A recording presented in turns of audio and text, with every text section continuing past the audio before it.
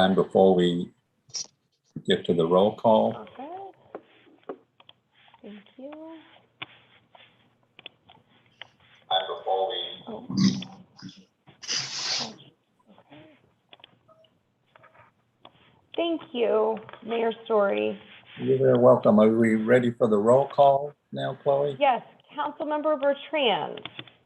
Present. Councilmember Brooks. Here. Councilmember Peterson. Present. Thank you. Vice Mayor Kaiser. Here. And Mayor Story. Here. Thank you. And now let's go to the Pledge of Allegiance. And I was going to ask if Councilmember Brooks would lead us in the Pledge of Allegiance. My pleasure. I have the flag right behind me.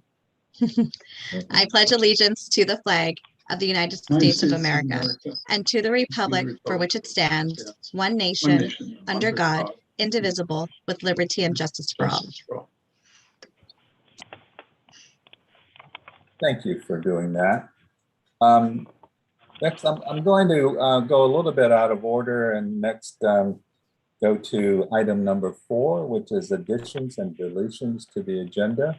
Does staff have any additions or deletions? Yes, thank you, Mayor Story. This evening, unfortunately, we need to cancel or reschedule the introduction of our new employee. Turns out that he has a conflict this evening and won't be able to attend. Okay, well, since it's a presentation, do we need a motion to delete this from the agenda? No. Okay. So then that brings us to presentations, and we'll have an update now on the newly adopted state and county redistricting maps. Yes, thank you, Mayor Story and Council. Give me one moment to get set up here. Thank you for delaying slightly at the beginning of the meeting. I appreciate it. You're welcome. Okay, so let me share screen. And, okay, Moderator Larry, is everything looking okay? Yes, it looks great. Thank you. Okay, thank you so much. Thank you, Mayor Story. Thank you, Council, for your patience as I got set up. This will be a brief presentation, as the Mayor said, on the new maps that were adopted locally in November and statewide at the end of the year, at the end of December. So, an overview on redistricting. As you may know, this takes place every 10 years after the census is done and there's new data. The intent is that all districts locally and statewide have the same amount of people in them, and the federal government has many rules, one of which they shouldn't be discriminatory based on race or ethnicity. And in California, we also benefit from the Fair Vote Act, which has even more rules and stipulations, and one of them being that there should be attention paid to maintaining communities of interest within the same district. An example locally of a community of interest might be the Santa Cruz mountain rural communities. So moving through, there are 4 different district types that we'll touch on tonight, and how and if Capitola's representation is changing based on the new maps. So there's the supervisorial district, very proud that I pronounced that correctly here, the state senate district, state assembly, and then our congressional districts statewide. So very locally, our supervisorial districts, while they did slightly change our representation for the city, does not. State senate district, again, our representation doesn't change here in the city. However, for state assembly and congressional districts, there are a few changes that we'll go over this evening. So moving to our state assembly districts, there was actually quite a big change, I would say. You may remember in November, council met to direct the mayor to sign a letter actually kind of opposing what did end up going through and being approved in the proposed maps. That basically the big picture of the change is Santa Cruz County as a whole is split between 3 districts moving forward rather than 2, which is how it's set up currently. So we're going to have the 3 new districts, 28, 29, and 30 that our county sits within. Capitola will be in the new Assembly District 30. Currently, most of our county, including the city of Capitola, is in District 29 under Mark Stone's representation, with Watsonville and the rest of the county under Robert Rivas in District 30. So moving forward, there will be new Assembly District 28, 29, and 30, which Capitola is in, and the incumbent representative for the new District 30 is Jordan Cunningham, who currently represents District 35. So that is quite a change, and I am going to show you what I'm talking about. Here are some images. We have the big map here. I think you can see my mouse. You can see this is 30, which we're a part of. So it goes quite down south. And then in the blow up here, you'll see what I mean when I say we're split across the 3. If you can envision kind of like the county here within those 3. So District 30, again, Capitola right here, the rest of the county, and then North County, where I live, the Valley up here in District 28. So that is the new state assembly map. And this is just District 30 here. Again, kind of an odd elongated shape. For Congress, very big picture change is that the state of California will move forward only having 52 seats in the House of Representatives and only 52 congressional districts, which for the past 10 years, we've had 53. So that is a change. More locally, our county will continue to be split between 2. However, it'll be the new districts of 18 and 19. So that is a change. They look quite different, which again, I'll show you momentarily. Currently, most of our county, including the city of Capitola, is under Panetta's representation in District 20, and the rest, including like the whole city of Scotts Valley and more northern county again, with Anna Eshoo in District 18. But that is shifting. The new District 18 will be some of Santa Cruz County more inland, and Capitola and the rest of our county will be in new Congressional District 19. And it is kind of an odd, like very L-shaped along the coast all the way down to San Luis Obispo. So entire city of Santa Cruz, Scotts Valley, much of Watsonville, all of Capitola will be in District 19. And the incumbent for that district will be Jimmy Panetta. So here I will show you the new map. As you can see, like I said, much of North County here, or excuse me, all of North County, all the way down the coast and then inland, kind of a sharp turn inland.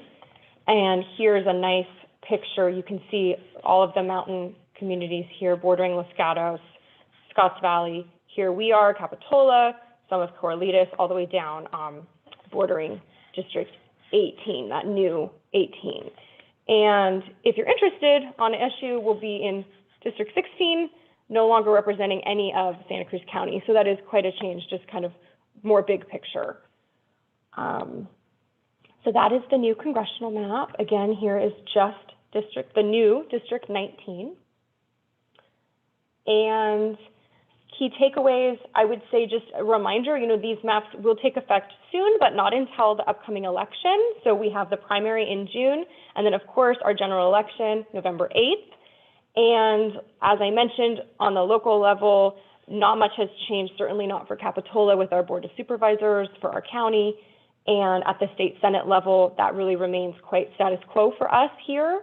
But the change to our district lines and potentially for representation will come with the election for state assembly members and Congress. That is the conclusion of the presentation.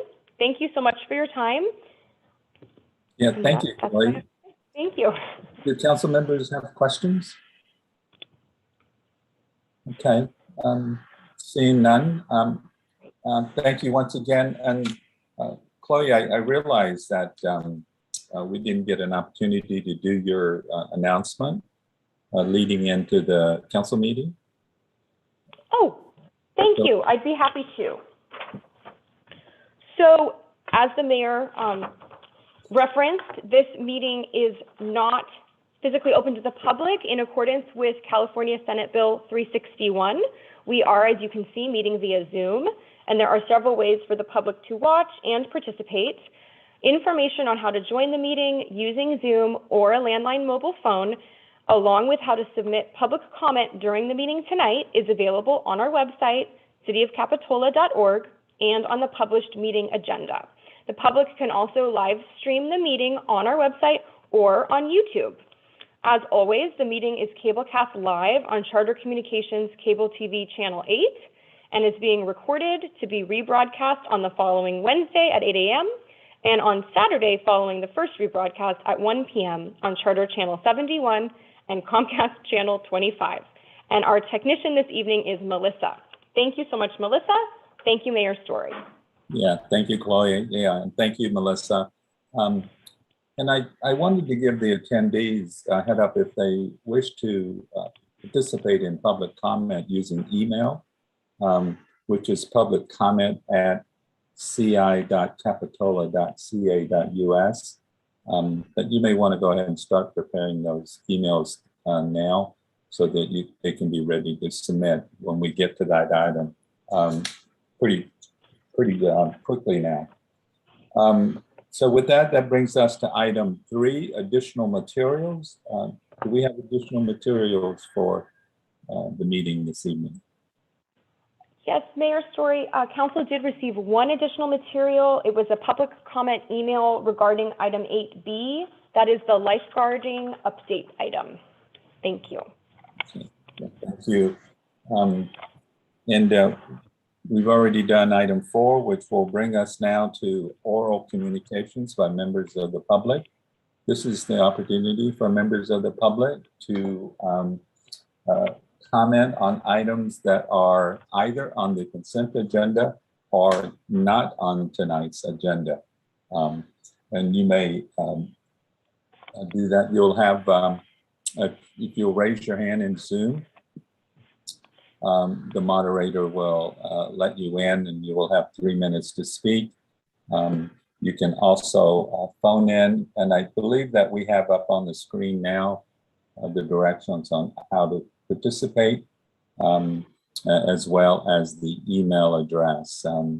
So Larry, do we have anyone that's wishing to speak in public comment?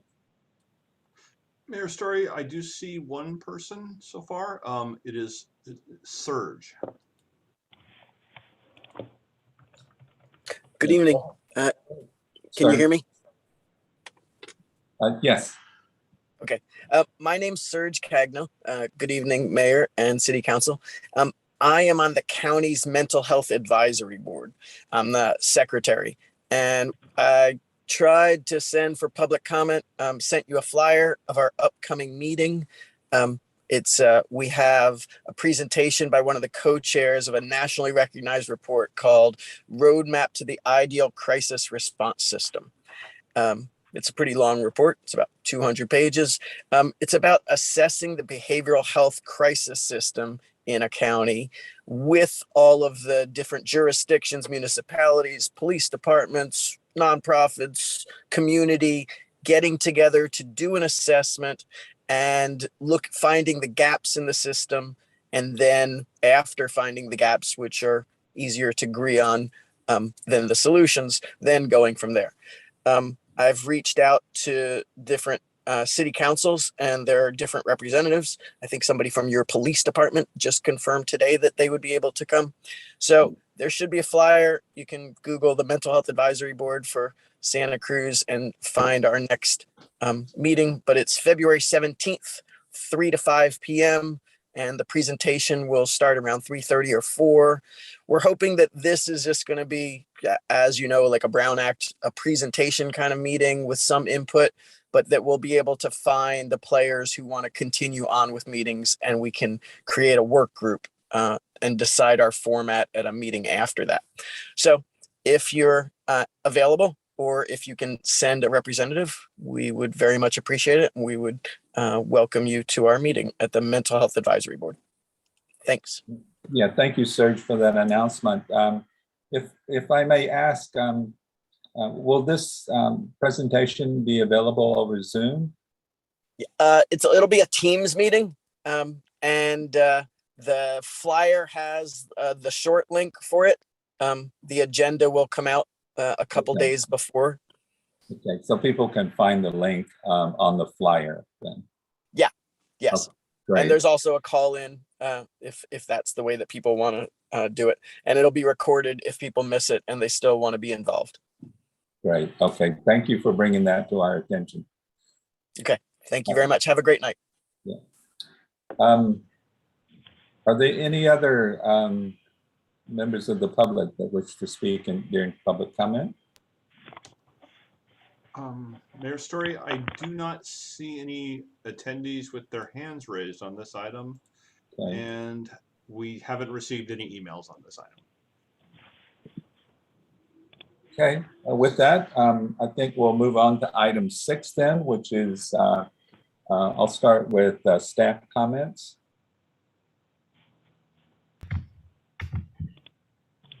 Thank you, Mayor Story. I think we have 2 comments for you this evening. We'll have Nikki kick it off first with an update from Recreation. Good evening, Mayor, Council members. So the Recreation Division is going to experience a brief pause in our ability to register individuals online as we are starting up with a new registration system that is in the process of implementation. And we expect it to be online by the beginning of March, and it will definitely be up and running in time for summer registration. But right now, if any individuals are looking to register for an activity that is occurring in March, we ask for payment and registration, old school registration, paper form, with cash or check payment, or they could also just wait until March, as most of our activities are currently operating, and the things that begin in March, we should have our system up and running for it at that point. Thank you. Yeah, thank you for that announcement, Nikki. Any other staff comments? Yes. Oh, hi. Thank you, Mayor Story. Just a quick update, similar to Nikki. You may have noticed at the beginning of the year, our agendas and agenda packets look a little bit different. That's because staff has been working very hard to move over to a new agenda management system. And I have to say, overall, we're very pleased. It's been going really well. You may also have noticed that the website interface is slightly different regarding how to access meetings, agendas, packets, and videos from the main web page. So everything is there. The route is slightly different, and we're still kind of working out kinks to make sure the public, they have access as it is, but just that it's as easy and as clean as it can be. So if anyone on council is asked, that's the situation. And if anyone has any suggestions or questions, please always feel free to call me, email me, let me know what could be improved, and we will make that change. So thank you very much. Thank you for that announcement. And if any council members have any suggestions about the agenda, please let Chloe know. Which will now bring us to item 7, which, excuse me. This is an opportunity. I wanted to see if council members had any comments, and I see that Council Member Peterson has her hand up. So go ahead. Thank you, Mayor Story. I just wanted to briefly remind everyone that Capitola is having the Capitola Leadership Academy coming up in March and April. The deadline to apply is February 25th, and there's more information on the city website. And it's a great opportunity to encourage civic participation and help residents better understand how the city works and the city's role in the larger community. So I encourage anyone who's interested to check that out on our website. It's a really great program. And then the other thing I wanted to mention is today was the first meeting of the Cal Cities Transportation, Communications, and Public Works Policy Committee, long name. And this is my first year on that committee. I've spent 3 years on the Community Services Committee and then transferred over to this one.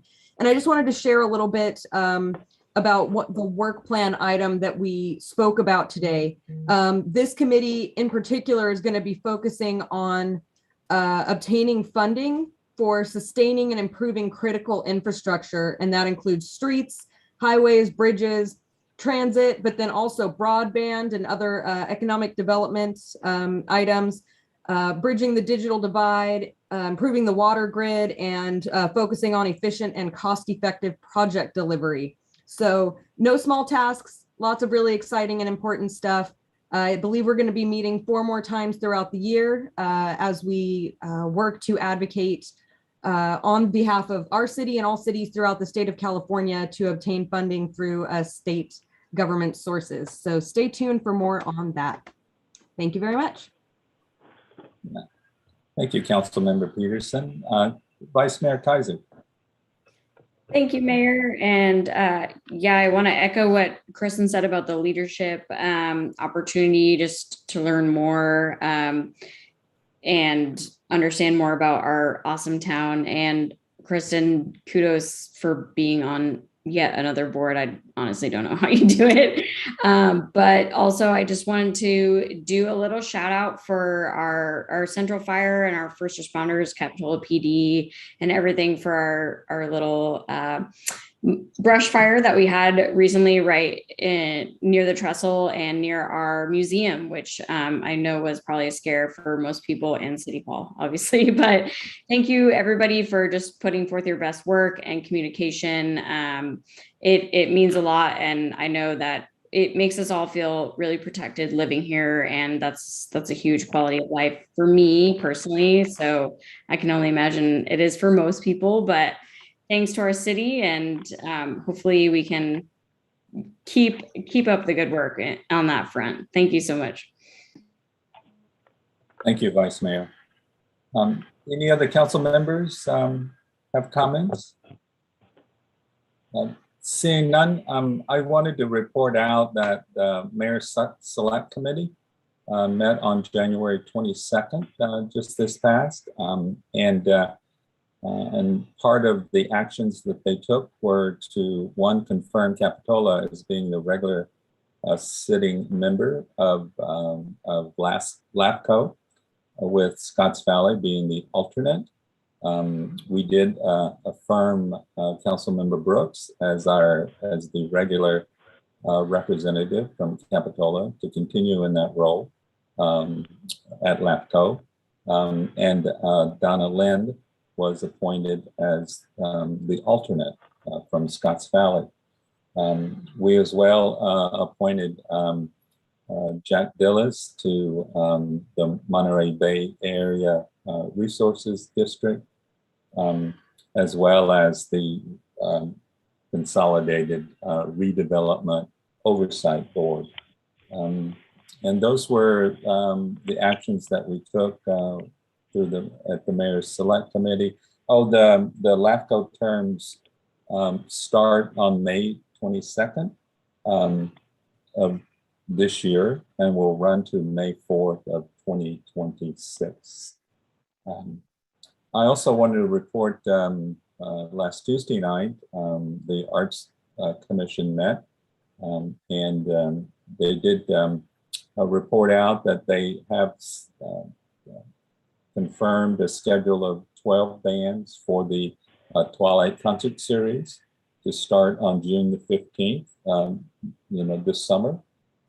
So we look forward to having the Wednesday night concerts back in full form. So that will conclude my updates to the council, and which will now bring us to the consent items. And wanted to see if any of the council members wish to pull a consent item for further discussion.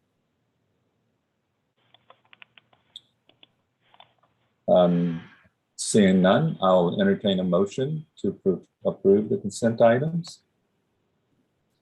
I can make a motion to approve the consent items. A second. Is there a second? Yes. We have a motion by Vice Mayor Kaiser and a second by Councilmember Peterson. And so, Chloe, can we have a roll call vote, please? Councilmember Bertrand. I agree. Councilmember Brooks. Aye. Councilmember Peterson. Aye. Vice Mayor Kaiser. Aye. Mayor Story. Aye. Thank you. This will bring us to item 8, which is general government for this evening. The first item is 8A, which is a presentation on Highway 1 auxiliary lane and bus on shoulder project between Bay Avenue, Porter Street, and State Park Drive. We'll have a presentation from the RTC, and they're, I think, looking to us to provide input on certain aesthetic elements of that project. So can I ask for a staff report? Yes, good evening, Mayor and Council. The item before you, as you mentioned, is a presentation on the Highway 1 project that is going to stretch from the Bay Porter Avenue interchange down to State Park Drive. It includes adding aux lanes in the area, and it also includes a bus on shoulder aspect. The project has gone through preliminary design and environmental review, and that has all been approved already. And the proponents of the project, which is the Regional Transportation Commission, Caltrans, the county, and Capitola has been involved. Commenting on the project has gone through on some aesthetic features of the project, and they're looking for input with that. So with that, I'd like to introduce Sarah Christensen from the Regional Transportation Commission and Kara Caselli from Mark Thomas and Associates, who's the lead consultant on the project. I think Sarah is going to kick off the presentation and go from there. Sarah? Great, thank you, Steve. Good evening, Mayor and Council members. My name is Christensen. I'm with the Santa Cruz County Regional Transportation Commission. I manage the Highway 1 projects for the RTC, and like Steve said, we have Kara Caselli here. She's our professional engineering consultant with Mark Thomas. Next slide, please, Kara. Thank you. Here we go. Okay, so we have 3 projects under development. I just want to give kind of a high-level update on these 3 projects. So the first one is between Soquel and 41st, and that project is complete with the design and will be advertised any day now, and construction is expected to begin this year. The project that we are talking about today is the one in the middle, the phase 2 project.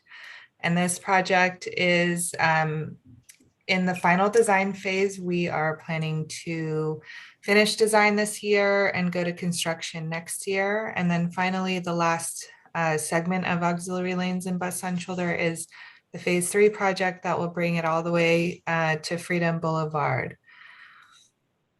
Next slide. All right, so here's a project we're here to talk about today. We have auxiliary lanes in both directions between the Bay Porter and Park interchanges, as well as Park to State Park Drive.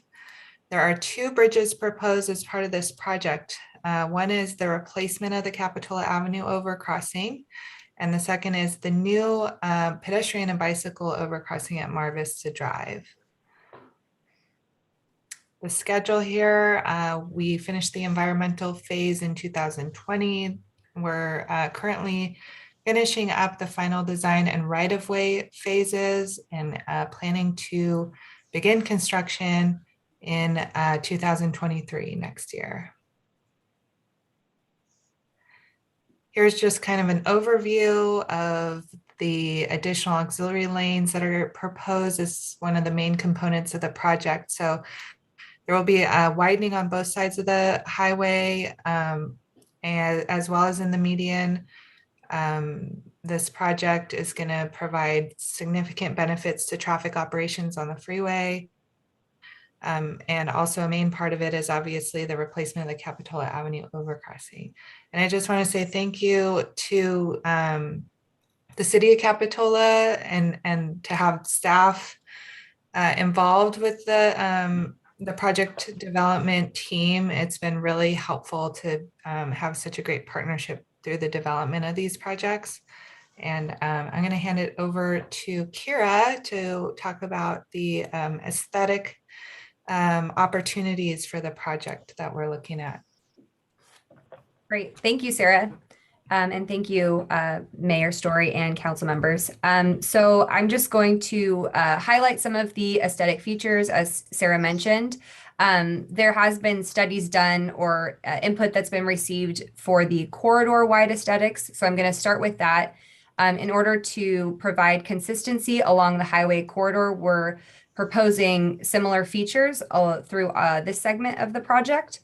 So starting with some of the hardscape features, we're proposing the staining of the median concrete barrier, aesthetic treatments on the sound walls that are proposed, similar to aesthetics that are on the existing corridor, as well as the staining and stamping of the gore treatments at the entrances of the freeway, the entrances and exits of the freeway. There's also going to be proposed staining at the Midwest guardrail system along the corridor. In addition to some of the hardscape features, there's also landscape and components of the project. And so we're proposing native species to replace some of the vegetation that's being removed as part of the project. That will include both trees and shrubs, as well as vines at the sound wall locations. And again, these elements are in order to maintain consistency on the Highway 1 corridor. So now we just want to highlight that we are looking for community feedback as mentioned. And I did want to note that there is currently a video and a survey on the Santa Cruz County Regional Transportation Commission website. And at the end of this presentation, I'll show a QR code that will link you directly to the website as well as the survey. So starting at the Capitola Avenue overcrossing, as Sarah mentioned, the bridge will be replaced. And so some of the features that we're looking for feedback on 5 different features. The first one being the font on the bridge. And there's 2 options that we have narrowed down to, Franklin Gothic Demi and Angela Love Sans. And as you can see, that's proposed at the center of the bridge, of the new bridge. The next feature that we're looking for community feedback on is a metal plated cutout as a community identifying image. We have, starting at the top, an option for a sea creature or sea star. The middle option shown as a palm tree. And then there's also the option to just not, propose to have no fence decoration. The third feature that we're looking for community feedback on is there are retaining walls proposed on the northbound and southbound sections of the freeway near Capitola Avenue. And those extend both north and south. And so looking for feedback on the coloring, either a tan Newport sandstone or Santa Cruz limestone. It's like a gray.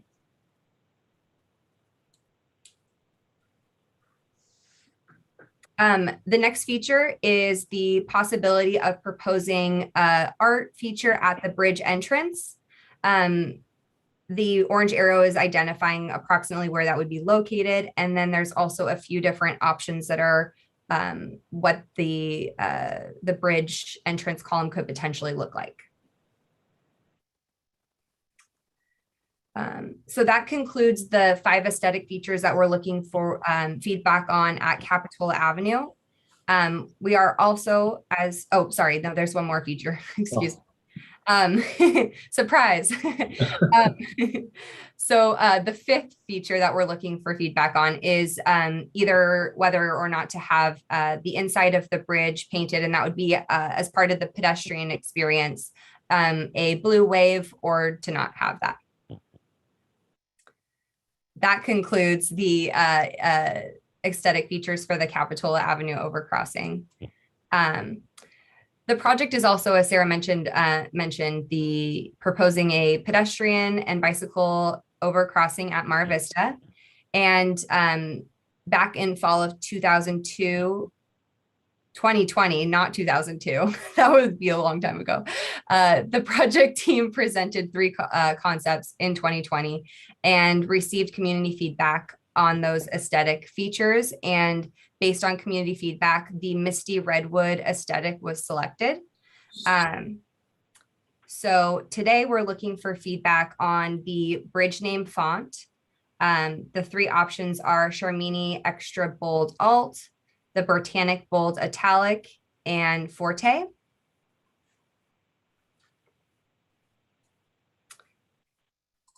And this concludes the aesthetic feature presentation. Again, here's the QR code that I promised we would provide at the end of the presentation. And so if you want to use your phone to connect to it, or as I mentioned, you can visit the project website on the Santa Cruz County Regional Transportation Commission website.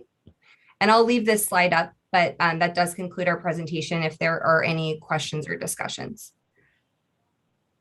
First, I'd just like to add really quickly, if I can, that there is a flyer in the agenda packet that also has this QR code, and we will be pushing that out on social media through the city in the next couple of days also to get people access to the project survey. Thank you. Yeah. Yeah, thank you, Kara. Thank you, Sarah. Thank you, Steve. And I'm glad you found another feature because I thought I miscounted. I guess I wanted to ask if council members have questions about the presentation at this time. So seeing none, I see no hands up. I wanted to ask, and just out of curiosity, I noticed that the font options for Aptos were 3, and for Capitola only 2, and they seem to be different fonts. And I was just wondering if there were more font availability options for Capitola.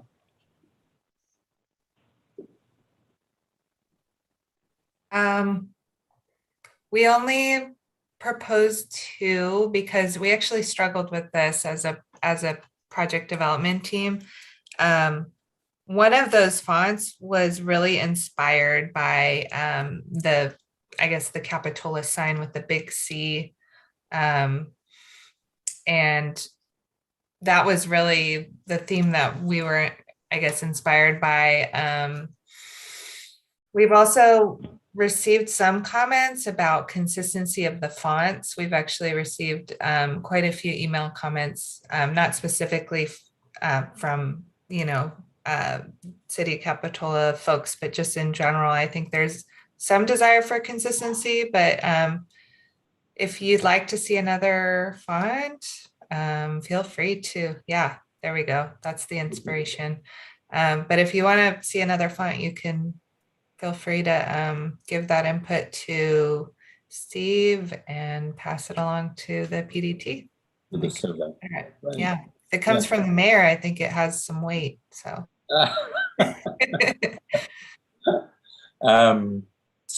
So Councilmember Bertrand, you had a question? You're on mute, Councilmember. So thank you very much, Mayor. So our city symbol is the begonia, and you were asking for art suggestions. I was wondering if that could be put out there also. However, I like the idea of stars like something relating to our beach. And, I don't know what the public would think in general, but, traditionally we've been identified by the begonia. Another thing is at the start of the bridge, like at Capitola Avenue, you mentioned there was a possibility of some artwork there. Yeah, so we have an art commission which Sham is on. Maybe we could, work with them to try to come up with something. Typically, we do a contest, and maybe we could do something that is inspired by the children in our schools as a contest. So I love that idea. yeah, because New Brighton Middle School is definitely in Capitola, and they've over the years produced a lot of artwork, one of which my daughter has participated in. So they all look nice, and a good thing about it is the kids all remember it, and when they grow older, they bring their kids by and show it to them. So if that's a good suggestion, I appreciate that. Thanks. Thank you. Thank you, Councilmember Bertrand. Are there any other council members that have questions on the presentation? Seeing none, I'm going to take this out to the public and give the public an opportunity to weigh in on the project and the design elements. Yeah, on your screen, you should see ways to participate. And Larry, looks like we have one hand up now. Yes, Mayor Story, we have a hand up. It is Samantha Grigsby, I believe.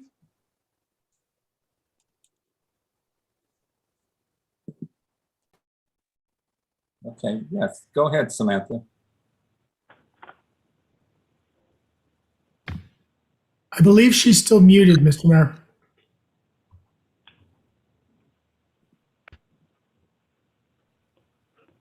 Yeah, Samantha, if you can hear me, you're on mute right now.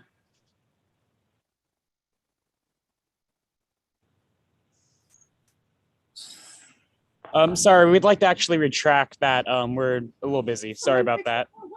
Oh, okay, no problem. That's fine. Larry, is there anyone else that has their hand up or has called in or has submitted an email? I don't see any attendees with their hands up, and we have not received any emails on this item. Okay, I'll bring it back then to the council. Councilmember Bertrand, did you still have your hand up or? Okay, that's left over. And looks like I saw Councilmember Peterson. You want to start us off? Sure, thank you. Thank you, Sarah and Kira, for that presentation. I'm really excited for this project. I just want to throw my 2 cents in. I love the idea of the sea stars on the overpass as art. I think it really fits in with some of the other ocean themed art that we have in Capitola. We have the fence around the tot lot at the library that was meant to look kind of like reeds. There's a walkway on Capitola Avenue that's made of metal that looks like kelp. We have the sea lions in the village that are bronze. So I think it would really kind of tie together nicely with what we already have.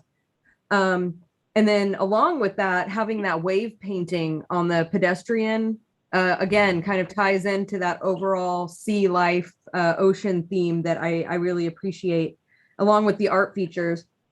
And then my thought on the limestone, I like the Santa Cruz limestone because it's gray. And if we're going to have the metal and the concrete and it kind of all is cohesive rather than having kind of a clay color just kind of thrown in there with all the other silver and gray. So I'm just throwing my 2 cents in there. I liked the Angela Love Sands font. And I'm really excited to see this project together. Thank you, or come together. Thank you so much for all of your work on this. Really appreciate it. Yeah, Vice Mayor Kaiser. Thank you, Mayor. I definitely want to echo what Councilwoman Peterson said about the Santa Cruz limestone and the wave part on the overpass. I also like the star shapes as well. I definitely, if possible, would love to incorporate some local art, whether it's students or just somebody that either applies or something. I know the Arts and Cultural Commission has done a lot of things like that in the past, where they sort of go through different applicants. I think that would be awesome. And I did like, as I said, the star is the best, but I kind of liked the all caps for the word Capitola. I don't know if that really matters or not, but just kind of aesthetically, maybe that with the stars. But again, just that's my 2 cents. But I'm also very excited about this, and thank you guys for all your hard work. Much appreciated. Thank you, Vice Mayor. Any other council members have their hands up? Well, this is just a presentation. So I wanted to thank Sarah and Kira for showing us the aesthetics of the project, and I think it's and the vegetation. I think it's wonderful to add those elements into the highway. And I know whenever I go underneath the Bay Porter, there are those archaeological digs, and I always am drawn to them, and I think that was a really wonderful element.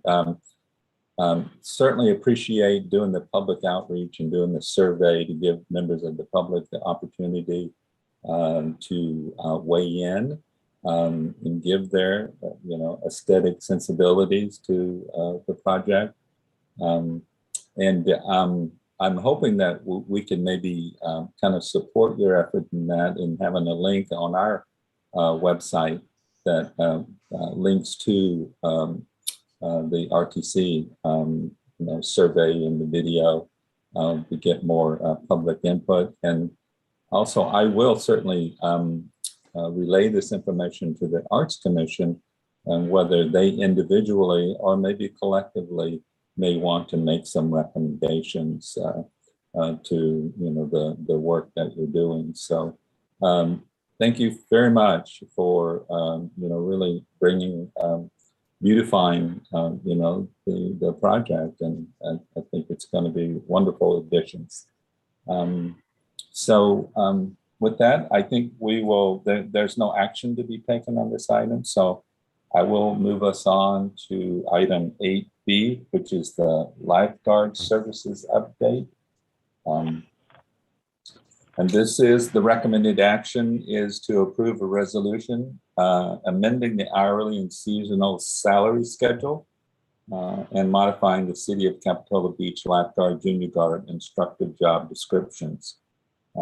This will authorize the city manager to execute a side letter to the Lifeguard Services Agreement with the City of Santa Cruz, increasing the amount of the agreement to $110,119, and 3, receive a report regarding seasonal staffing plans for the summer of 2022. Can we have a staff report to start us off? Yes, thank you, Mayor, council members. I'm going to take a minute to share my screen and confirm that it's all right. So, Mr. Moderator, is everything look good and sound good on the public end? Looks A-okay, thank you. Thank you. All right. So, council members, the item before you this evening is a report on the Capitola Lifeguard Services. Now, just as an introduction for this item, since the lifeguard services in Capitola involve several agencies and there are several moving parts to it, I wanted to just frame this a little bit and bring your attention that the items that are requiring action this evening, there's 3 of them. Adjustments to the hourly pay rate, additions to the job description for our beach lifeguard, junior lifeguard instructor position, as well as our contract with the city of Santa Cruz. So as I go further into the report, there's a lot of details kind of within the story of this report. But just to kind of frame this, that all these proposed changes are presented to you to ensure a successful recruitment for this summer, as well as in hopes for creating a solid foundation for the retention and development of next summer. So a little bit of forward thinking. So moving to our background, the lifeguard tower services on Capitola Beach have been provided by the City of Santa Cruz Fire Department since about 2012. They staff our lifeguard towers, and the current contract that we have is we entered into for a 2-year term, and that contract is set to end this September. Also, the Central Fire District has been providing our junior lifeguard instructors, the staff that run our junior lifeguard program. They have been providing training services since 2019. And when we had entered into that agreement, an aspect of that was for Central Fire to begin a lifeguard program in which they would, in lieu of the City of Santa Cruz, begin to provide lifeguard services on our beach. And that target that we had identified through our recent contract was to begin in 2023. Also, we just in December, in preparation for this annual or the planned state minimum wage increase, council heard an item where the hourly pay schedules were adjusted in order to meet that minimum wage increase. Now, just recently, it has come to staff's attention that neighboring jurisdictions have increased their pay rates for beach lifeguard, junior lifeguard instructors, but that it was greater than what we had originally planned. And so in order to be competitive, staff is recommending to adjust the junior lifeguard, beach lifeguard positions. This adjustment will cost an additional $15,000 over an entire summer. And I want to bring council's attention that there, in the body of the text of the staff report, there was an error, and the appropriate dollar amount is $15,000, which is the correct dollar amount that was later in the report in the chart. Now, the City of Santa Cruz has came to us requesting an increase to the contract in which they provide lifeguard services. They had also experienced a hourly employee pay rate increase, and the City of Santa Cruz provides the service to us just at direct cost of staff. And so the request is to increase the contract by $19,000, which would total for the entire service of starting from Memorial Day to Labor Day, a $101,119. I didn't say that right. So the additionally, the City of Santa Cruz has also offered to provide leadership training for our lifeguard staff and tower experience for our lifeguard staff as we prepare for future summers. This would be training that would be equivalent to trainings that their lifeguard lieutenants or beach lifeguard twos would typically experience in their organization. Central Fire will also be participating in this leadership training as well.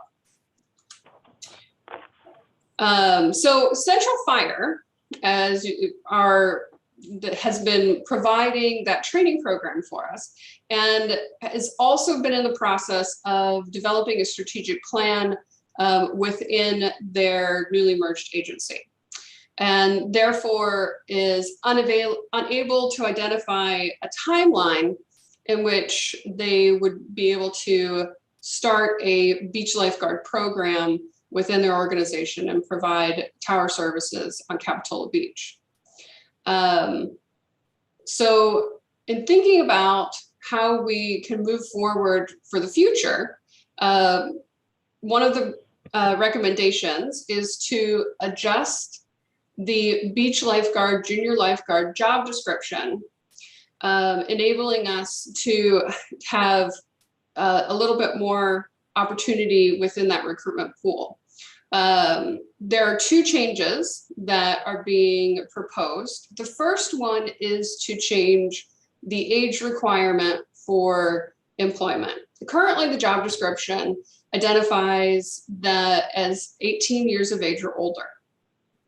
Now, the USLA is an organization that outlines lifeguard standards or training standards for open water lifeguards. And they have identified that the minimum age for an open water lifeguard is 16 years of age. And so what I would be requesting is that we modify our job description to identify that an individual can be 17 years of age by July 1st for the applying year, or 16 years of age, having received captain within our Capitola Junior Guard program, as well as a recommendation from the Junior Lifeguard Coordinator. A second change to the job description includes the duties of tower surveillance. Currently, our job description primarily describes our beach lifeguard, junior lifeguard instructors as just junior lifeguard instructors. And this is adding the duties of beach and water surveillance for a predominantly safety-oriented perspective. So we would recommend adding that to our job description as well. And finally, to again position ourselves into a long-term plan for next summer, as well as take full advantage of the City of Santa Cruz's offer to provide additional leadership training and given tower experience. Staff is proposing an additional hire of an assistant coordinator, as well as 3 beach lifeguards. This would be approximately $40,000 more of expense and wages over the entire summer. Now, the summer season, it exists within 2 budgets, as the first part of it is ending in June, and then the next, when we begin for the next fiscal budget, begins in July. So for the rest of this budget, our current budget that we are in, these increase in pay rates, as well as the addition of 4 staff members, increases or adds a total of $27,000. At this moment, staff is not recommending that a budget amendment, as this projected cost can already be covered under the planned expenses within the budget. But over a full year cost for the program, the full year cost is $74,000. And the staff would be including those full year costs in the next budget proposal that council will be hearing next month, really. So the recommended actions for this evening is to approve a resolution amending the hourly and seasonal salary schedule and modifying the City of Capitola Beach Lifeguard, Junior Lifeguard, and Instructor job description, and authorize the city manager to execute a first amendment to the lifeguard services agreement with the City of Santa Cruz, increasing the amount of the agreement to $110,119.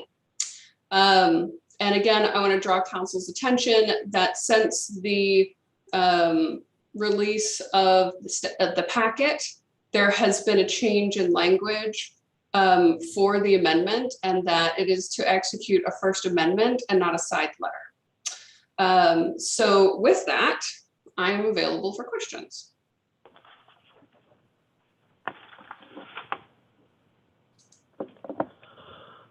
The questions by council members? Councilmember Bertrand.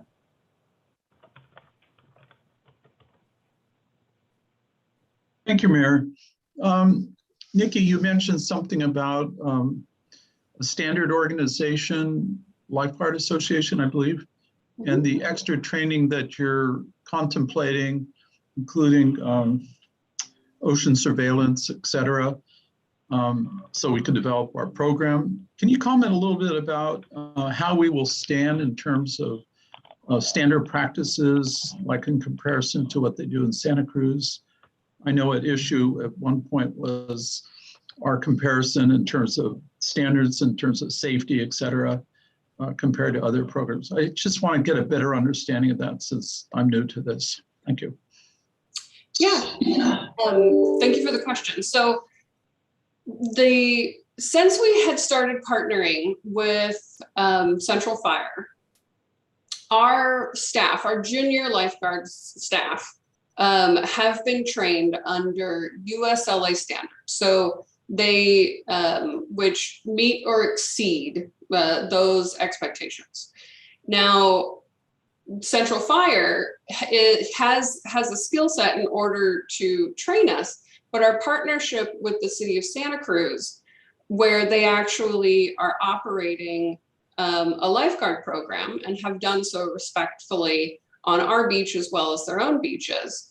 They are providing to us this summer an opportunity for a greater level of experience and training with the operation side of that kind of program. And so this summer, the plan would be that we would work alongside the City of Santa Cruz, taking advantage of the training opportunities that they would be providing to their own leadership staff, and having that be extended to us, and also staff that are would be able to get tower service experience, so that we would have an opportunity to take this experience, hopefully retain that experience through next summer, and have a good foundation. And I also want to point out that Chief Odie is in the audience, should you want to direct any questions there as well. Thank you. So my main concern is still to be able to provide good service. And so this training is going to elevate our level of expertise, I gather. Okay, so Santa Cruz running the program, I understand they provide a lot of equipment. Do we have that kind of equipment that is used for water rescues and things like that? Or are we deficient in that? Would that require another investment? So the equipment that is used both by the City of Santa Cruz as well as our own junior lifeguard staff, that is all of Capitola's equipment. There are supplies that are used throughout the summer, and we had been in a relationship with the City of Santa Cruz where they would bill or we would purchase. It's changed from year to year in order to make sure that the appropriate amount of supplies are there. And then in the event that there was something that we needed, the City of Santa Cruz had communicated that to us in the past, that this item of equipment was needing to be replaced, or however, it worked out. So we do have quite a bit of equipment, and it is something that does need replacing. There's a depreciation to that thanks to the ocean. So every year we do an annual inspection of any equipment that might need to be replaced. Thank you. Any other council members have questions? Seeing none. Nikki, I had a question about the long-term plan for, I guess, adding to our available staff. And I wonder what is the turnover rate for the lifeguards and lifeguard trainees, and and how likely are they to be available to us in a year or 2 years down the line?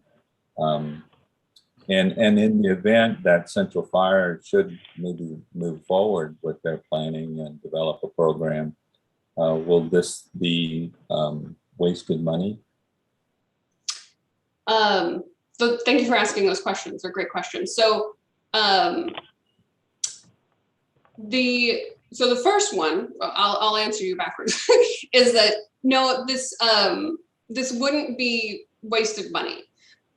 Whoever is ultimately starting this lifeguard operation on our beach next summer, whether it be Central Fire, whether it be the city, whether it be Santa Cruz, it is bringing a pool of staff that will have experience and have an ability to be retained, and that's very valuable.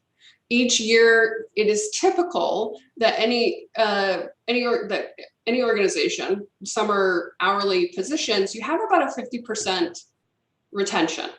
Some years are better, some years are not.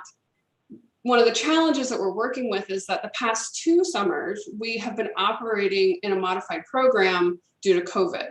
And so we had a much smaller staffing pool. And last summer, it was only about 10. And this summer, our goal would be to hire about 27 individuals, 28 individuals. And so we're already starting at a deficit with that retention. And so the idea here is just to get more individuals trained in our favor, so that we would have a good foundation for next summer, whoever is ultimately doing the hiring. Great. All right. Thank you. Seeing no other council questions, I'm going to take this out to the public and see if there's any members of the public that would like to comment on this item.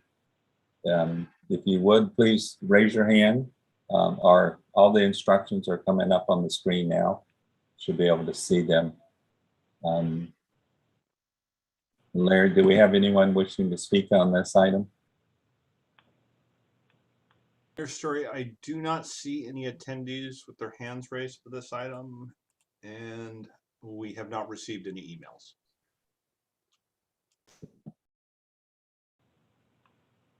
Okay, I'll bring this item back to the council for further deliberation and possible motion. It is, again, to repeat, it would be a 3-part motion. And I'll just open it up for discussion among council members. Yeah, Council Member Bertrand. You're still on mute, Council Member Bertrand. There you go. My hand shakes. That's the problem. Yeah, my sense that you're planning for the future is, on many scores. We have to expand the program, and there's uncertainty who's going to provide the services, whether it's Central or Santa Cruz or ourselves even. So expanding our offerings in terms of training, looking forward to the future. Thank you very much for doing that. Obviously, all of us support the program immensely. It's so important to see Capitola. The issue of maintenance, of turnover that Sam brought up. I know that our program offers a lot for prospective people who want to be in the fire departments, and there's great draw there. Is this still, it's another question, but is this still sort of an undercurrent that you see that helps make this program successful. Because as you plan to go forward, is this something we could stress? Is that a helpful thing for you guys? Yeah, I do think that many individuals that come through our program are interested in entering fire or emergency response. I've known individuals that have gone into nursing through this experience as well. So there is some of that. Some of them are interested in that they have or they're here because they've had a passion for it, that they've grown up through the program, and that really they just want to give back to the community as well. And so, it's a little bit of both, but it's definitely that there is a dedication to our program and a hope for it to have a valuable experience no matter what. Okay. I don't know if this is the right time to make a motion, but I'll wait for further comments. No. I think this is an appropriate time to make a motion. We'll see if it's seconded, and we can have further discussions on the motion. Okay, thank you, Mayor. So I'll read from the agenda here. Item 1 is to approve a resolution amending the hourly and seasonal salary schedule and modifying the City of Capitola Beach Lifeguard, Junior Lifeguard Instructor job description. The second part of the motion would be to authorize the city manager to execute a First Amendment to the Lifeguard Services Agreement with the City of Santa Cruz and increase the amount of the agreement to $110,119. That's my motion. I can second that.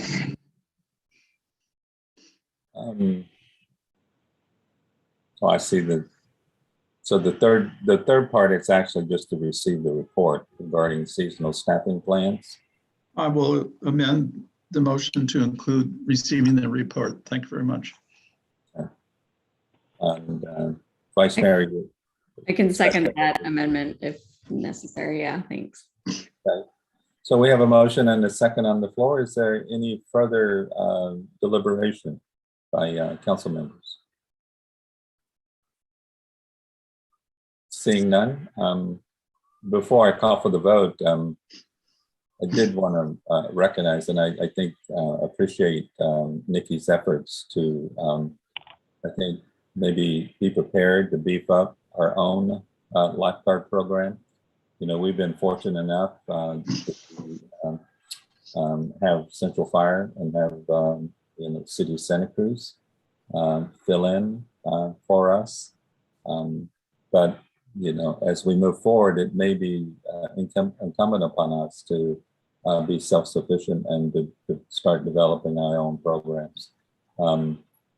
Just and that just may be out of necessity. So I think that's, even though it's an investment, I think that's an important step toward that, ultimate maybe eventuality. So with that, I'll ask for a roll call vote. One more question. Excuse me, one more comment, may I? Sure, go ahead, Councilmember Bertrand. Yeah, I'd like to echo your comments about Nikki and her attention to the program. As I recall, this is one of the first things that was thrown in her lap when she got hired, and she did exceptionally well then. And it's, again, this is so important at Capitola. So thank you very much for keeping this program going and the attention that you give to it so that it's successful each year. Thank you. Okay. With that, I'll call for the vote. Councilmember Bertrand. I agree. Councilmember Brooks. Aye. Councilmember Peterson. Aye. Vice Mayor Kaiser. Aye. Mayor Story. Aye. The motion passes unanimously. Thank you, Nikki. Now we'll move on to item 8C, which is the alignment of the proposed pedestrian pathway from the upper beach and village parking lot to Monterey Avenue. There's a recommended action, which is to approve a new proposed route for the pedestrian pathway from the upper beach to the village parking lot to Monterey Avenue. And Steve, you're going to lead us in this? I am. Good evening once again. Let me share my screen here.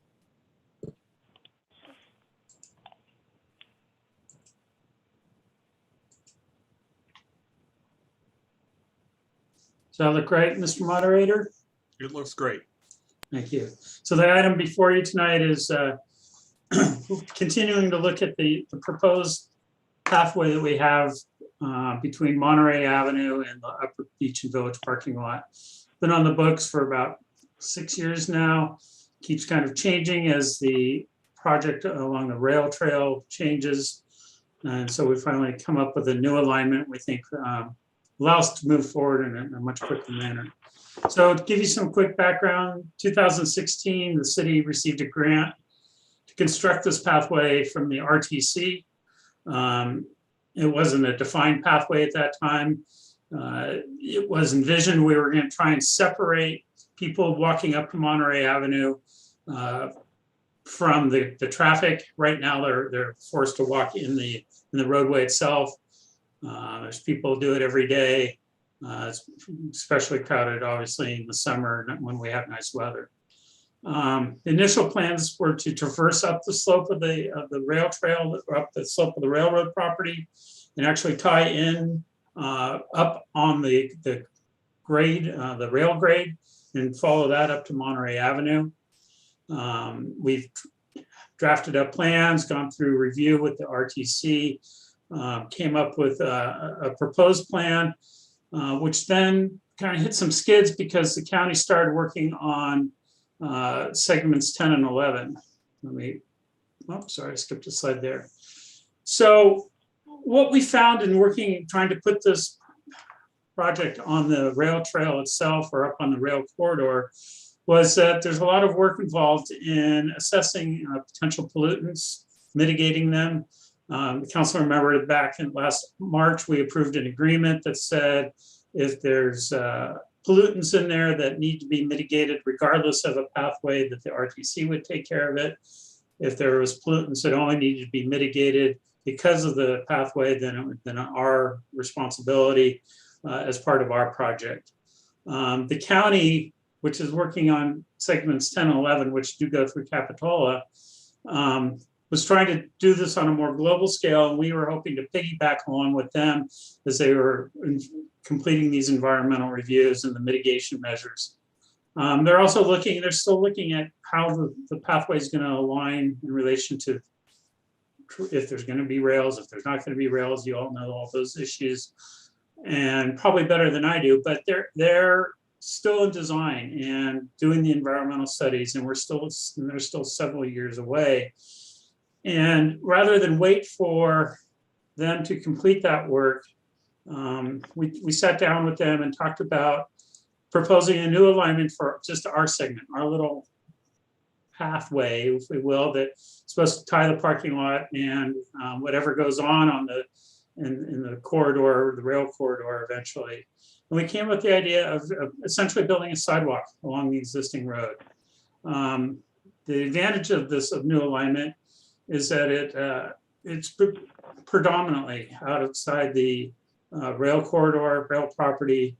It's not any area of expected pollutants, and I'm very confident that we would not have to do any mitigation along those lines.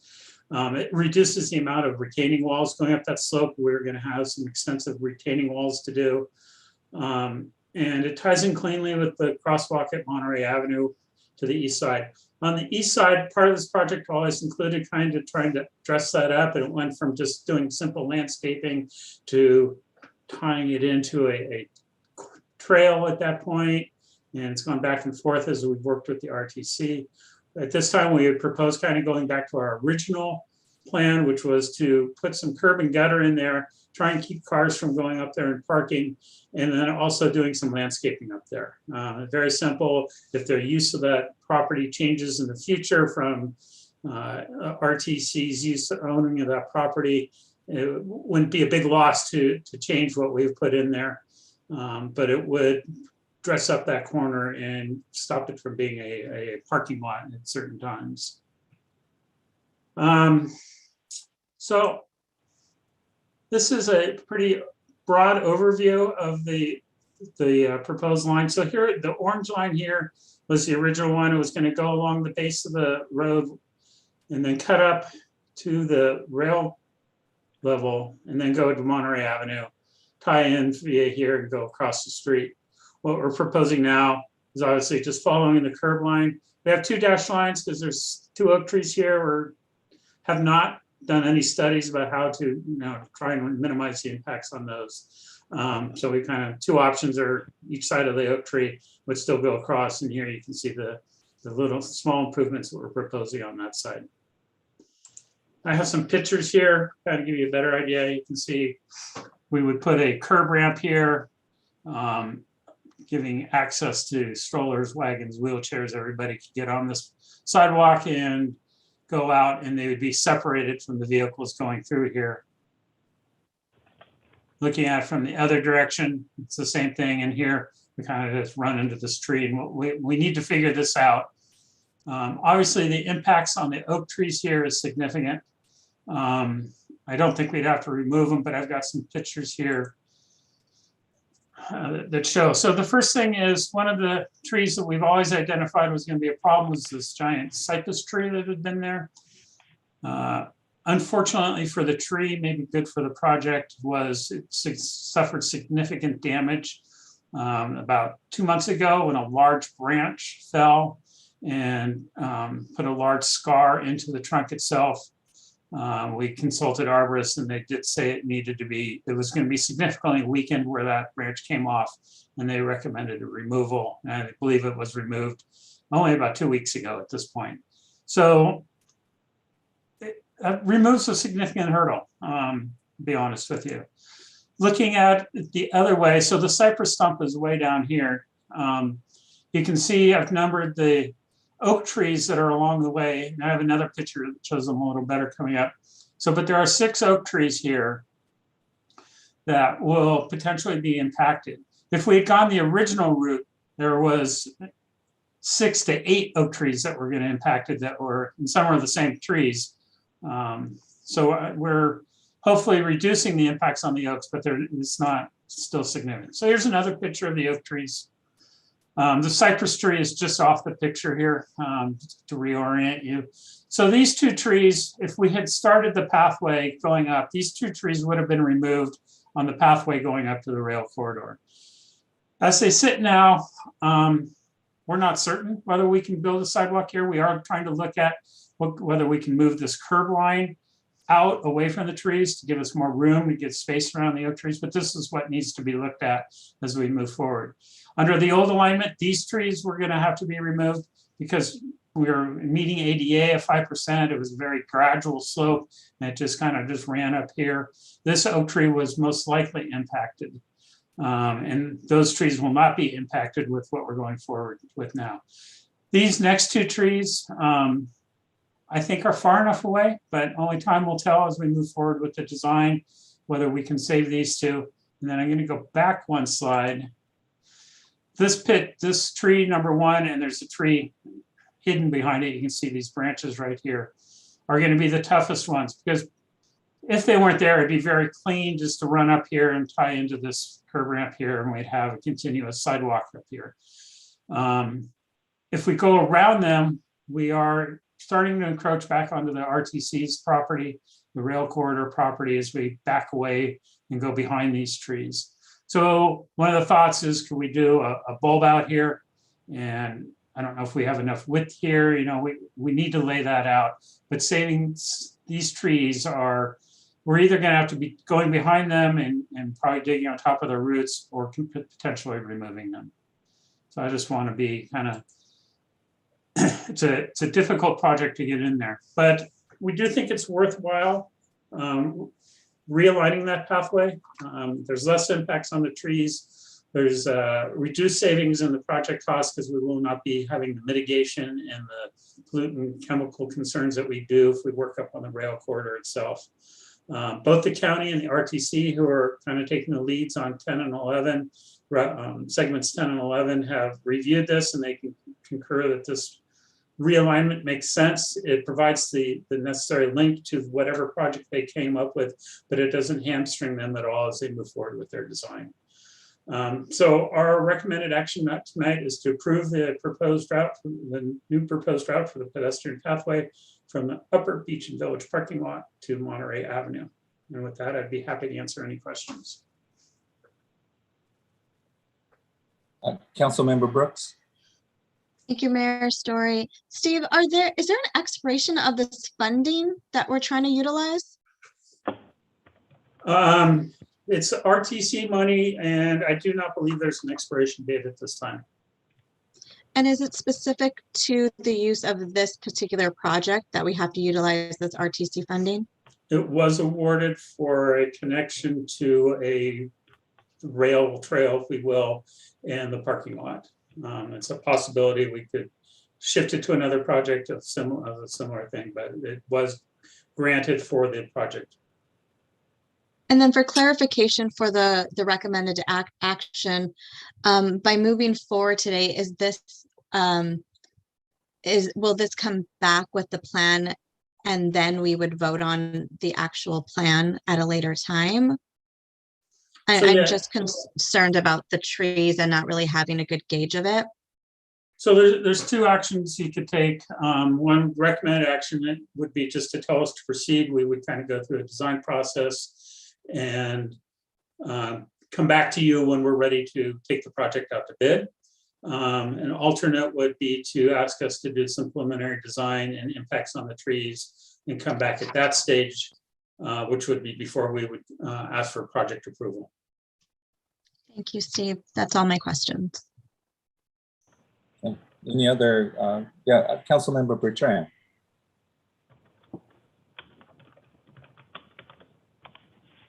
You're on mute, Councilmember. I'm trying to be good and stay off of mute. Okay. Yeah, you mentioned segments 10 and 11, and the design process is nowhere complete and certainly hasn't gone through RTC. And do you have any sense of our necessity to bring a plan forward at this point in reference to what's being, I think Matt's involved in this, Matt Machado. So do you have any sense of timelines here?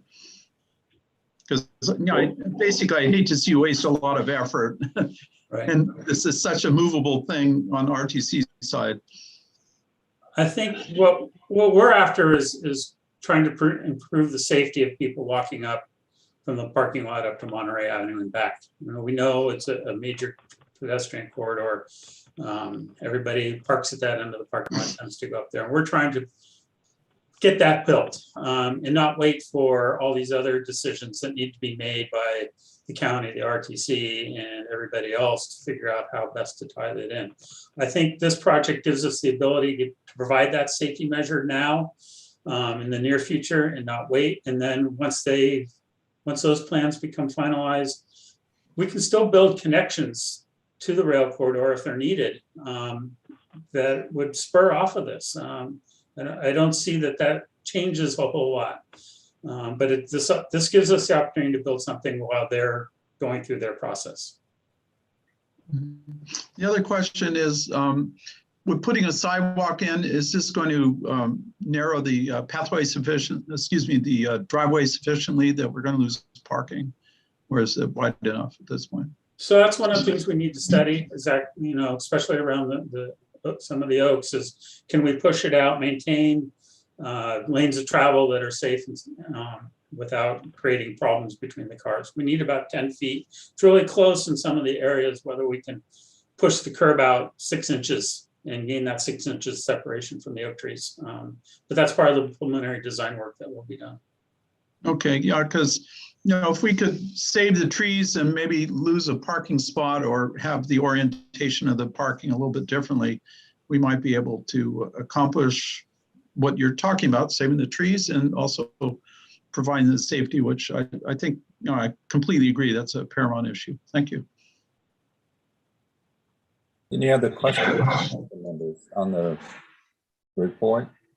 If not, I'll take it to members of the public and see if any attendees would like to comment on this item. If so, please raise your hand, or you can dial in, or you can send an email. Larry, could you put up there we go. Can you see that okay? No. No, it's black on my screen. Something happened to it. So let me share the other side. I don't think it's a Well, let me just how about that a little bit better? There we go. Yes. Okay. So are there any members of the public that would like to comment on this item? Story, I do not see any attendees with their hands raised, and I do not have any emails on this item. Okay. I'll then bring this back to the council for further deliberation and action. Who would like to begin? I see Councilmember Brooks. Thank you, Mayor Story. I'd like to make a motion to request staff to return with a preliminary design for the pedestrian pathway from the Upper Beach and Village parking lot to Monterey Avenue, with showing the least amount of effect on the trees in that area. I'll second that. And if I make a comment. Yes, go ahead, Councilmember.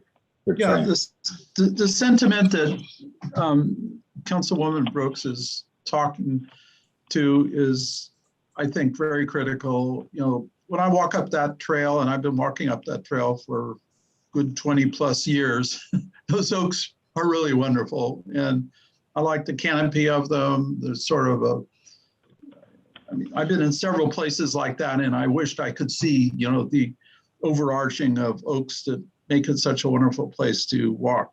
But you're right, we have to make this safe.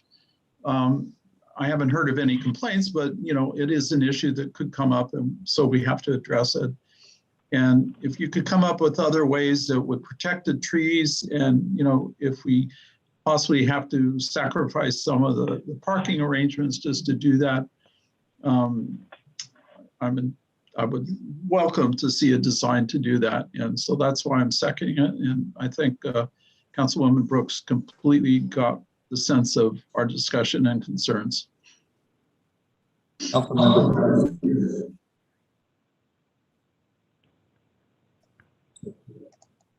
you call on me in your story? The sound got kind of jumbled. Oh, it did. It got kind of dark all the time. Yes, I did call on you, Councilmember. Okay, thank you. I just wanted to confirm. I want to make sure I understand. I'm looking at the staff report, and it says that the impact on the oak trees on the new route, the one that we're considering, is less than the original route that we already voted on. So if we hadn't had to bring this back, we would have we had already determined that we would be losing those trees, or could potentially lose those trees already. Is that correct? Yes, there was certainly more trees that absolutely would have had to been removed on the current route than the proposed route. Okay. We're kind of in the unknown land right now, whether we can save enough of the oaks going on the new route though. Okay. And then however many we potentially might have to take out, we'll have to replant, correct? Absolutely. We would, probably use an arborist recommendation on how best to plant new oak trees in that area. I don't want to say a number. 2 to 1 is our requirement, but if 3 to 1 works, or if he said 1.5 to 1 or whatever, we would follow that recommendation to try and reestablish that canopy in there. Okay, great. No, I'm glad to hear that. Okay, I will be supporting this motion as we move forward. Thank you. Okay. Let's see. Councilmember Kaiser, Vice Mayor Kaiser, did you want to weigh in? Thank you. Yeah, I'm pretty much on board with what everybody else is saying. Definitely want to minimize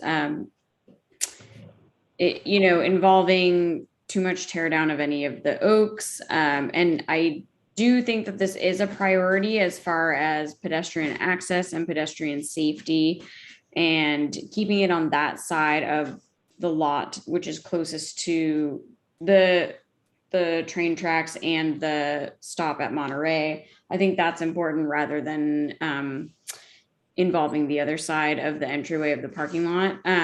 So I want to see this move forward. However we can make it work the best for what we have on our plate. I understand that it's a difficult sort of roundabout way. So I'm looking forward to moving this forward. And if we can come back to it once more information is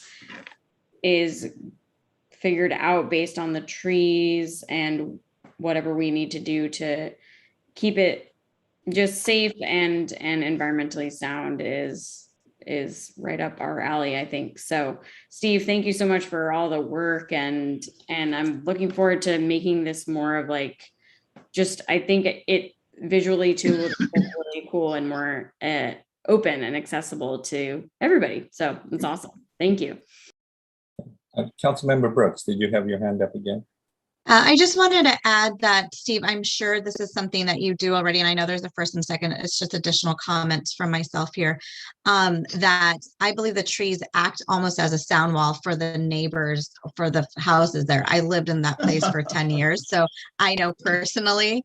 And so that's also one of my biggest concerns about the impact on the neighbors, and the visual aesthetics for them that they've had there for 60, 70 years since owning those properties there. So I know that we have to replant, and that's an element of it, but I think that it's really important to understand it does impact more than just that.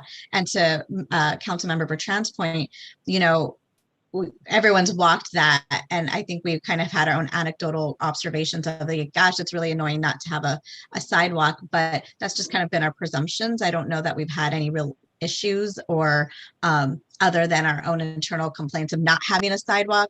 So moving this project forward, I get it's a good thing to do, but to agree with Councilmember Bertrand, I agree that there hasn't really, I haven't seen or heard to council that there's really been an issue here that we're really dealing with, that's been brought to a council's attention. So those are just my comments. I appreciate the thoughts from other council members. Thank you. Vice Mayor Kaiser, did you have further comments? Yeah, thank you. And I think, Yvette, I think you bring up a really good point about it not being this direct issue being brought to council, but I think we all have the luxury of being able to walk through there, but a lot of people don't, and they're parking there and then bringing their family and kids and dogs to the beach or wherever, which can be chaotic or like very spread out. I know I don't always have my things together when I'm doing that kind of stuff. So I think it's not necessarily the issue of complaint or people bringing this to our attention, but it's actually something that we might be able to get ahead of in case something weird happens. And like, I think it's maybe just it may seem low on the totem pole, but I think in the long run, it could benefit in a way that we're not even really sure of yet at this time.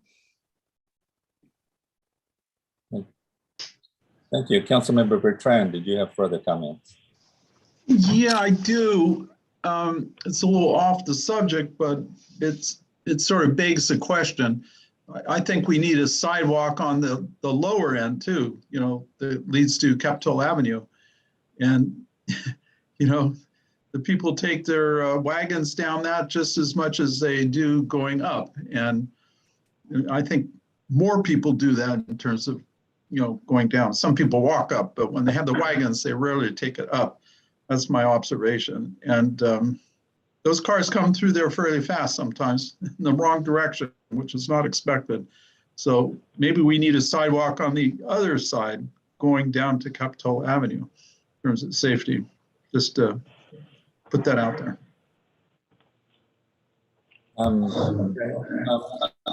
With that,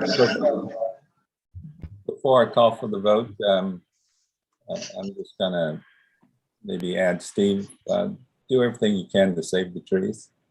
And then let's look at the design when it comes back to us. Thank you. With that, I'll call for a roll call vote. Thank you, Mayor Story. I wanted to clarify, because the motion is different than the recommended action, that the motion is to request staff to return with a preliminary design for the project showing the least amount of impact on the trees in the area. And I will call for the vote. Councilmember Bertrand. I agree. Councilmember Reluctantly. Brooks. Aye. Councilmember Peterson. Aye. Vice Mayor Kaiser. Aye. Mayor Story. Aye. And the motion passes unanimously. Thank you, Steve. Thank you, So now Council. we'll move on to item 8D, which is to consider a letter in support for California Senate Bill 843 regarding renters tax credit. The recommended action is to direct the mayor to sign a letter in support of Senate Bill 843, which would increase California renters tax credit. Can we have a staff report? Yes. Thank you, Mayor Story. Moderator, does everything look okay? Looks great. Thank you. Thank you so much. Thank you, Council and Mayor Story. As the Mayor said, this is a quick report based on a request from Council previously on California Senate Bill 843. So the background on this bill is that it would increase the renters tax credit for primarily low-income California renters. If the bill were to move forward and to pass, single households making around $43,000 or less annually would receive a $500 credit, and joint filers making together about $87,000 a year would receive $1,000 in credit.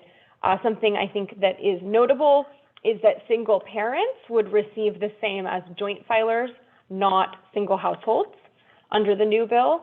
And just in comparison, currently the offset is now $60 for single filers and $120 for joint filers. So this is the first time the tax credit for renting would be raised since 1979, and is intended to kind of acknowledge inflation among other things that have changed with the times. And it is a very well-supported bill. More than 40 California legislators, including our State Senator John Laird, who is a co-author of the bill, very much a bipartisan supported bill as well. Just something to think about locally, our Senate district, currently almost 40% of residents are renters. Here in Santa Cruz County, more than 40%, 40.7% are renters. Based in 2019, I think that number has likely gone up since then. And in Capitola, 46% of lived-in housing units are occupied by renters. And the average monthly rent in Capitola is more than $2,000. So the recommended action this evening is to direct the mayor to sign a letter in support of California Senate Bill 843, a draft of which was included in the packet. And, if that is to be what council desires, the letter would then be mailed to the author of the bill, Stephen Glazer. Thank you. I'm available for any questions. Council members have questions? Seeing none, I'm going to ask if members of the public would like to comment on this item. So you should see instructions to raise your hand or dial *9 or send us an email. Larry, you seeing anything? Per story, I do not see any attendees with their hands raised to talk on this item, and we do not have any emails. Okay, with that, I'm going to bring it back to council for further deliberation and action. Somebody would like to make a motion? Yes, Councilmember Bertrand. Yeah, I move that we support this bill and send a letter to the author with an amendment. Can we also send it to our Representative Laird since he's in our area?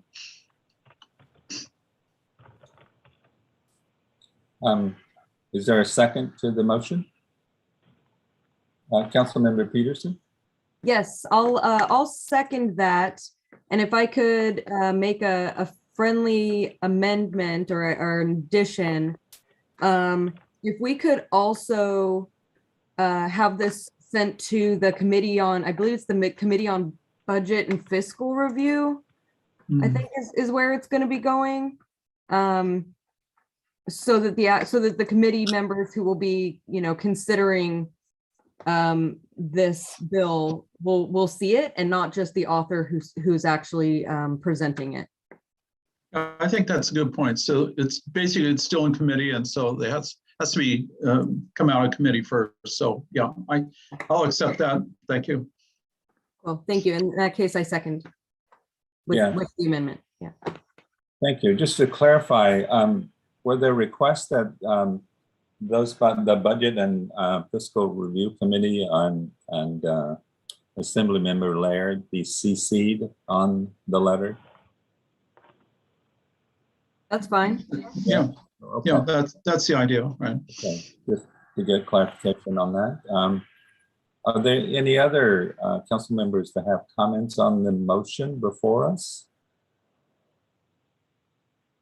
Seeing none, I think before I call for a vote, I guess I say I can't believe that this hasn't been increased since 1979. And so it seems like something that is well overdue. So with that, I'll call for a roll call vote. Thank you, Mayor Story.